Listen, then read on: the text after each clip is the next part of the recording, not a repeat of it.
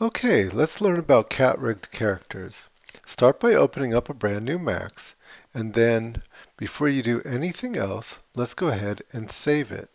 So go to File, and then go to Save As. You should already be in your Scenes folder in your student drive, but if not, go ahead and navigate there. And I want you to save it as your last name, your first name, Project 4A, capital C-A-T, and character.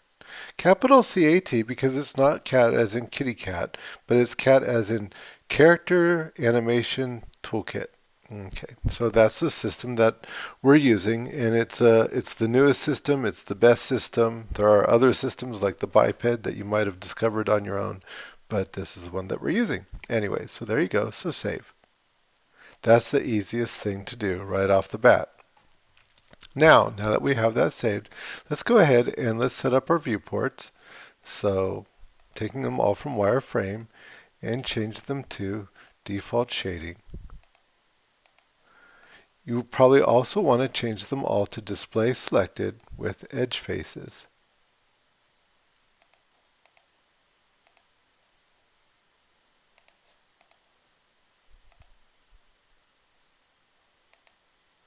And you might want to check the units. So go to Customize, Unit Setup, and make sure that you're on US standard feet with decimal inches. That only took a few seconds, but it's well worth the time. Okay, let's bring in a cat character. So go to the T drive, and in Art, and in the class Characters, go ahead and select any of the characters that you like. So just like before with the models, don't select the pictures, but the Max file. Merge file, and it might take a few moments to come in because they are very complicated. Okay, just for comparison's sake, I'm going to bring in my blocky character. You don't have to do this. So here's my blocky character. I'm dragging it in. Once again, you don't have to do this. I just want to show you a little bit of the difference between the cat rigs and the blocky characters that we made. So the first thing that you're going to notice is a difference in size. So which one is correct? Well, actually, the cat character is more the correct size. And we can show this by going over here to our command panel. I could make a box.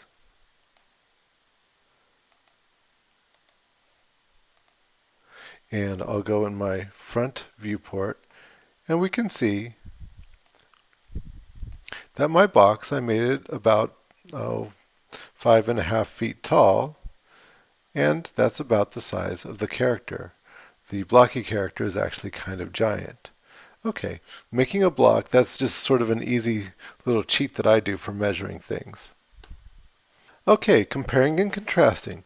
The first thing that you want to know is that the blocky character is scalable, whereas this cat-rigged character is not. What do I mean by that? Well, if I go to the blocky pelvis and go to the scale tool, I can make him bigger or smaller.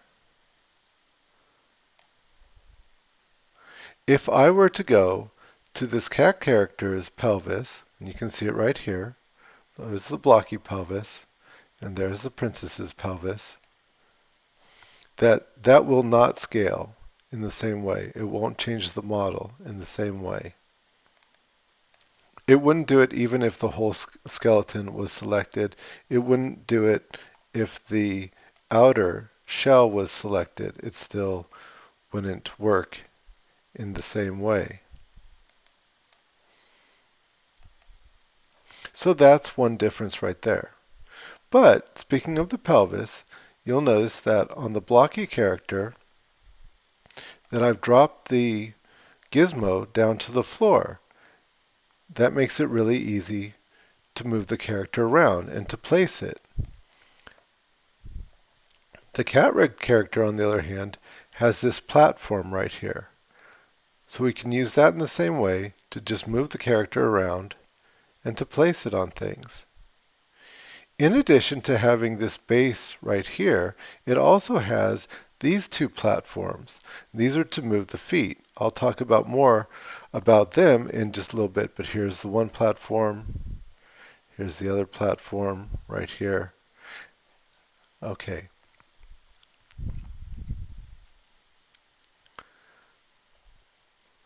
The blocky character is just a string of objects, one enchained with another. So they move in what's called forward kinesthetics.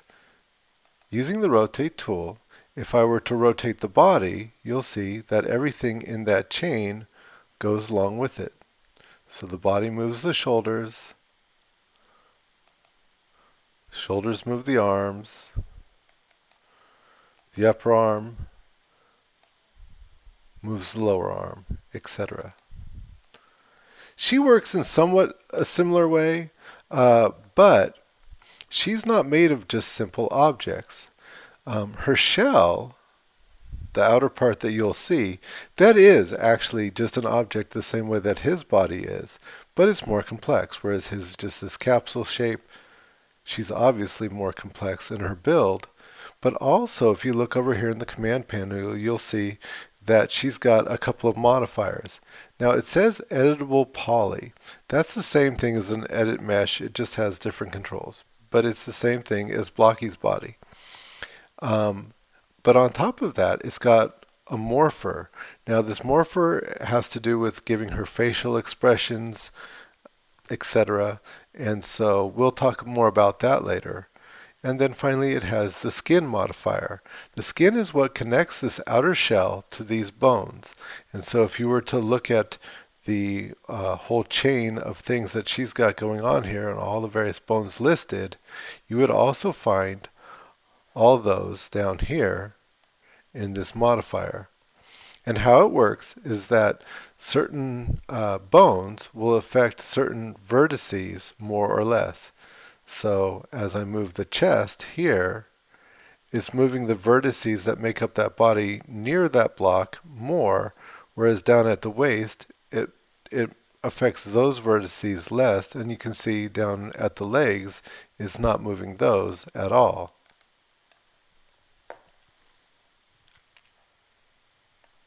Okay, let's see. Anything else that you need to know about Blocky versus her? Not so much. Well, except that when you animate the Blocky, it's very straightforward. You can see that the keyframes that I've set up in the timeline. Animating her is different. Okay, we'll get to that in a little bit, probably even in the next tutorial, not in this one, because we'll have too much to cover just in moving her around for this one. Alright, that being said, I think we're done with the Blocky. Once again, you didn't need to bring that in. I just wanted to compare and contrast. Alright, so now to her. Like I said, she is actually composed both of a skeleton, that's this part right here, you can see the pelvis and it has a long chain of all the different things. She's also has the envelope, in other words, this high resolution object that has these morphers on it. She's got the platform that you can move around the whole rig with, and she's got these platforms down here they can use for moving her feet. Alright, let's put this to work. I'm going to start by making her sit in a chair. So go ahead and go to the T drive, into Art, and go into the models. Once you're in the models, choose Colored Models, and then just find a chair. Any of the chairs will do. I'll pick one of these upright chairs because it will be totally easier.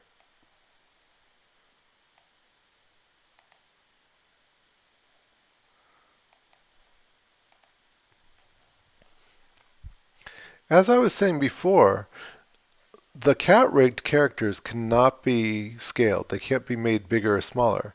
So if you're finding that one's not fitting your models, you got to make all your models bigger or smaller. When you make a cat reg character, you just have to make it the right size to begin with. Once again, that's something for a later date. Okay, well, let's just get down to it and move her around a little bit. So a couple things we got to do to get started. First thing is we probably want to select her body, and we probably want to freeze it because otherwise selecting these bones is really difficult. What I'm going to do is I'm going to go ahead and, after having selected it, I'm going to right click, go to my object properties. I'm going to go click off the show frozen in gray, and I'm going to freeze. Later on, I might also make her see-through, but I'm just going to stop there and say OK. That way I'm selecting the bones, not her, right? The hair is also an object. Some of them have that, some of them don't. So once again, I can select the hair, I can go to object properties, click off the show frozen in gray, and freeze. When I go to moving the things around, what I want to do is I want to change the nature of my gizmo a little bit. So right now, you'll see that even though this chest is tilted, that the gizmo is straight. It's in line with the world. In other words, it's in line with your view. If you look up here, right where all your move and your rotate and your place tools are, you'll see right next to it where it says view. We can change that, and we do want to change it as we're moving it around because we want this gizmo to correspond with the bone that it's moving around with, not with our view. Okay, so we just go up here, drop it down to local, and you'll see it's changed. It's now in line with that object. We'll want to do the same thing with the rotate. Once again, dropping it from view to local. Sometimes you might want to move it back and forth. Sometimes it's easier to work with it on view. Sometimes it's easier to work with on local. But now you know. Okay, and the whole thing about it being on local is that when I turn it, it's just going to do what I expect it to do. All right, so finally, let's talk about kinesthetics a little bit. I'm going to start by selecting her, the high resolution, right here. See over here. That's her body. And I want to make her see-through. I think I covered this in another tutorial, but just in case I hadn't, to make something see-through, you just go Alt and X. So the Alt key and then the X key. And you'll see that it becomes transparent. Okay, so that's a little bit easier, both for doing our posing and for explaining about kinesthetics. Kinesthetics means the order in which something works. And so from the pelvis, right here, that center part, up, we have forward kinesthetics. So, in other words, if I go to the arm and I rotate the arm, it affects all the parts below it. Those are forward kinesthetics. Just like block, you had forward kinesthetics as we just go from one thing down to the other, etc. Right? Now, from the pelvis down, we do inverse kinesthetics.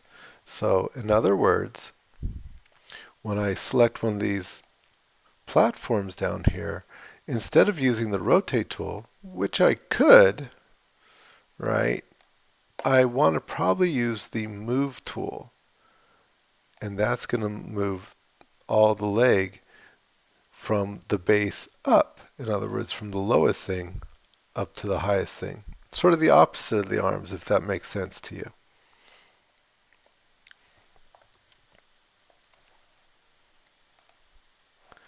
All right, so like I was saying, from the pelvis up, it's pretty simple because everything is pretty much going to be with the rotate. And by the way, I think I've mentioned this before too, but these gizmos are sizable. So it's either just the plus to make it bigger or the minus to make it smaller. Sometimes when moving characters around, that comes in really super handy. Okay, well, let's make her sit into the chair and see how that works. So I think the first thing that I'd do is probably go to the front, and I'm going to line her up. So I'm going to work with the base and just move it on over a little bit.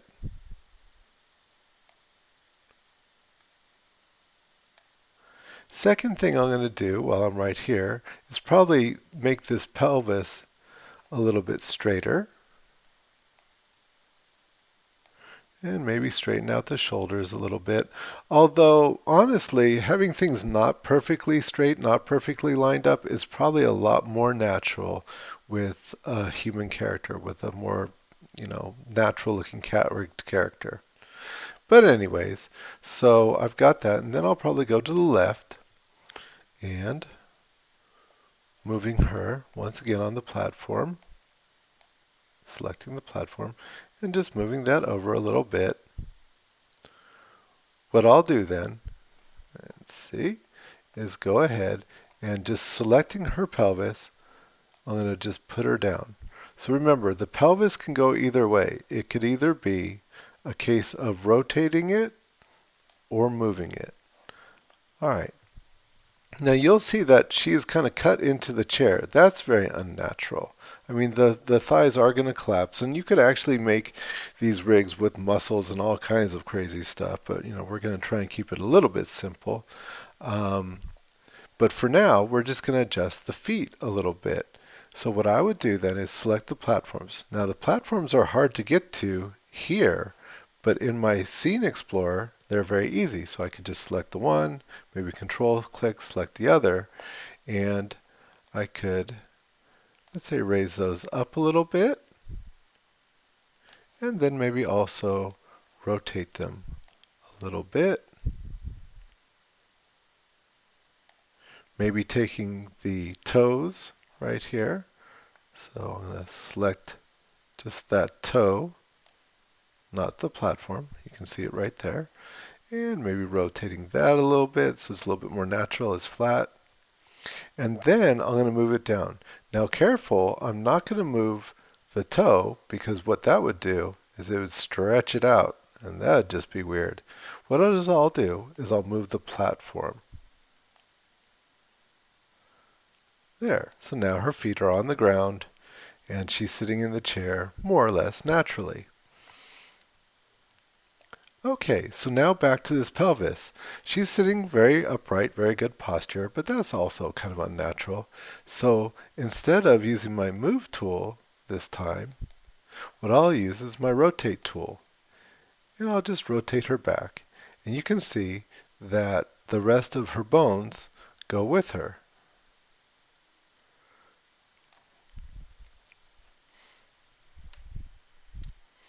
All right, let's see, maybe this arm could come up a little bit. Maybe this arm could come up a little bit.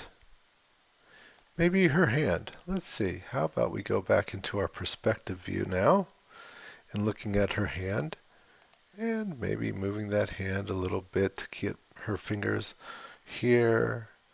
Maybe rotating this just a bit. Maybe rotating the thumb just a bit to rest the thumb. Oh, let's get that bone right down there.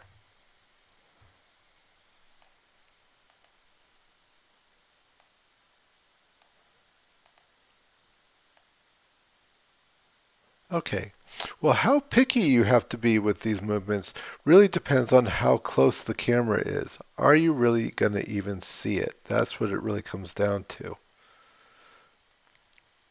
Okay, so making big movements, this is probably the easiest thing to do, to go ahead and make the body both frozen but also see-through by going Alt and X.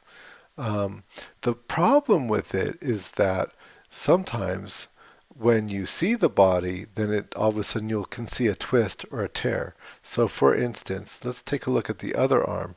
If I was to move this one up like this, and then I say like, well, but I want her palm facing outwards, not down, and I go like this, like, oh, okay, that's great.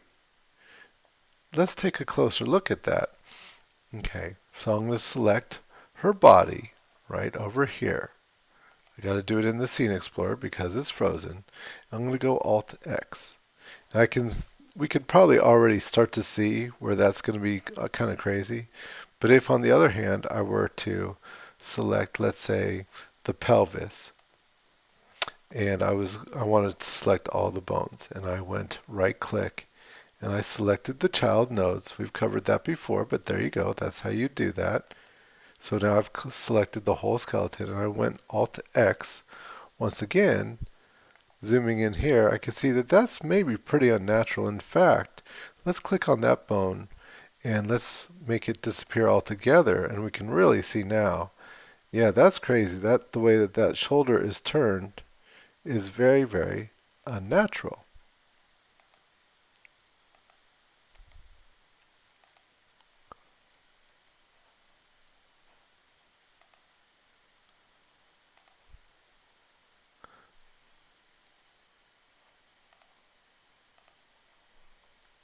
Okay, so back to our setup here.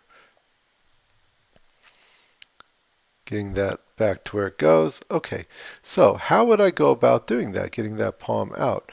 Well, the arm kind of moves little by little in its rotation.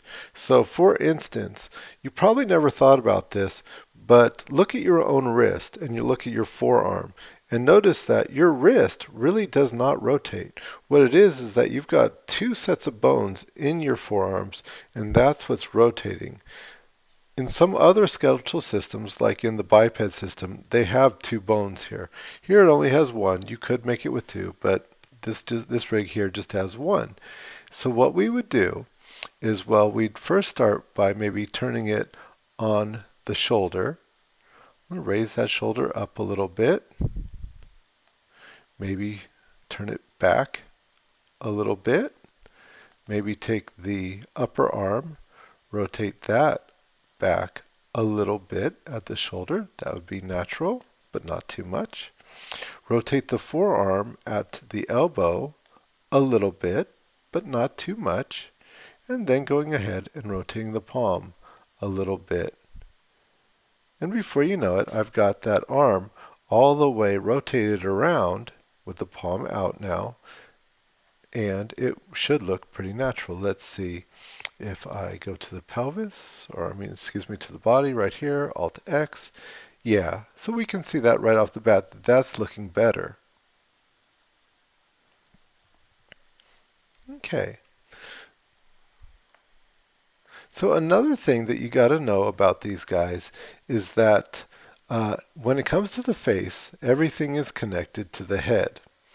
Well, what does that mean? Well, let's take a look at the head bone, for instance. If I were to click on that head bone and go Alt X so that we can see the face and everything, you would see that I can move that head and everything goes with it. Her little wig, her eyes, her mouth, everything, right? Okay, so here's the problem. If I were to take this head and the rest of her skeleton for that matter and make them invisible so you just saw the character, let's say you're done posing it or animating it, then all the eyes and everything else would also disappear. Let me show you. So I've got that selected. In fact, I'll select the pelvis to make, and selecting the children's nodes and turning it all off to make everything disappear. You can see like, oh my goodness, that's just creepy, right? That's crazy. Okay, well, let's take a look at the skeleton a little bit and maybe you'll understand a little bit more about what's going on. I'm going to turn all those back on again. Okay, so at the pelvis, if I was to go ahead and right click on it and expanding it, so expand selected right up here, you would see the whole skeleton rig. And you can see it's similar to Blocky, where it's just chain after chain after chain of thing connected one to another, to another, to another, but it's just more complicated. Once you get used to it, you'll find that it's really not that complicated after all. So for instance, to the pelvis, you've go down and you can see here's the legs. Okay, not that complicated. The left leg, the calf, here, let's zoom out a little bit so you can actually see this. So, once again, so you have, here's the left thigh, the calf, the foot, the toes, okay. And here's the right, and the calf, and the foot, and the toes. Okay, those are pretty simple.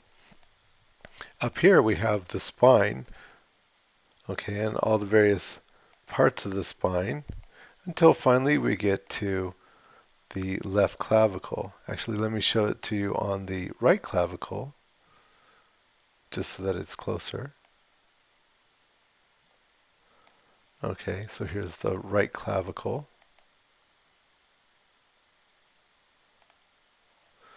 In other words, the shoulder. And you would see that, okay, it goes from the clavicle to the upper arm, forearm, hand. And then once you get down to the hand, you get all these fingers right here. So you can see how the pattern looks here, and then this whole mess of stuff that makes the fingers. That's for the right side, and the same thing for the left side. So we get to here, and then we get all this mess. That's the fingers on the left-hand side, right?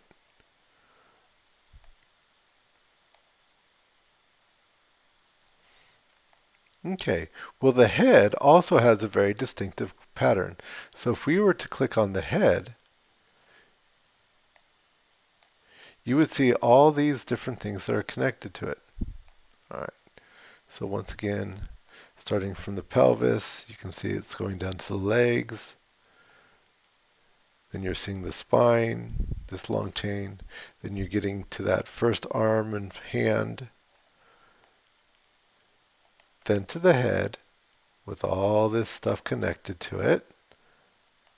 And then to the other arm and hand. Once again, it becomes not too complicated after you get used to it.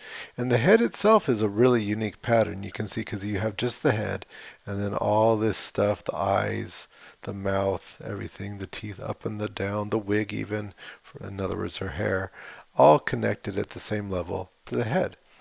Okay, Mr. Kuhn, get on with it. So, what I mean is this then, is that if I wanted to go to the pelvis and I were to select the child's nose, the pelvis here, and if I was to turn them all off, I could then just go over here to the head, click anywhere off to the side, then click the various parts of the head. So what I did there is what we've done before, where I just click the thing at the top, held down the shift key and click the thing at the bottom. That'll give you a whole list. And then I could just turn those back on. And you'll see that she's more or less back to normal now. We don't see it. And everything looks pretty good. What I'd like you to do for this one is I'd like you to bring in a cat character and bring in a chair, if you have not done so already, right? And then just pose that character and then save the picture. Now put her into into a natural pose, and it could be a chair, it could be one of the beds, it could be whatever, leaning against a car, whatever it is, doesn't matter. And then save it like this.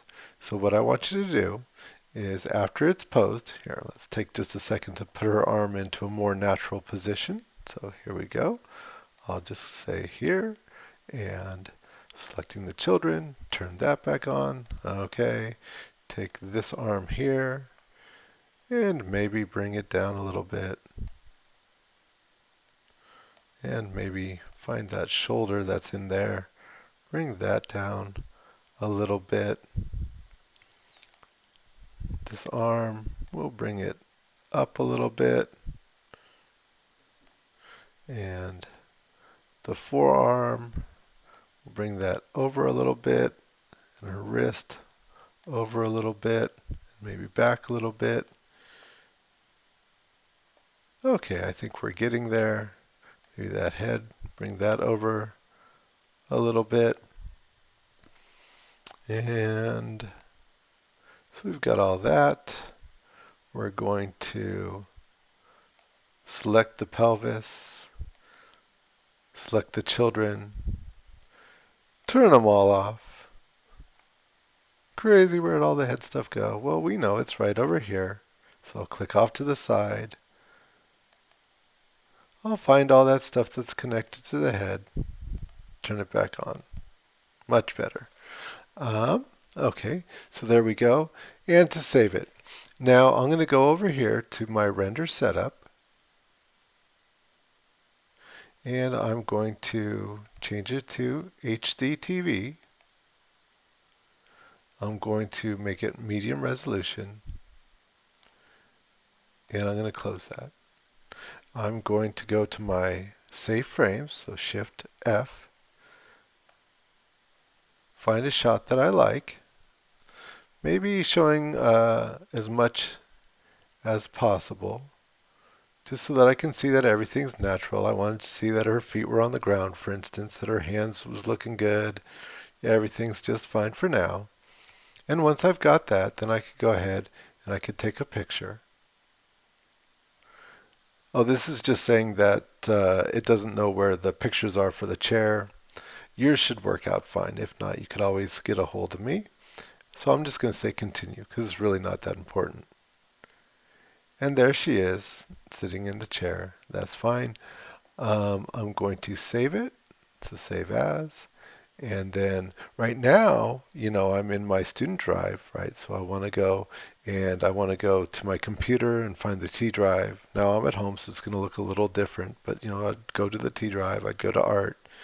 And I would go to period 1. In period 1, find the project 4 character.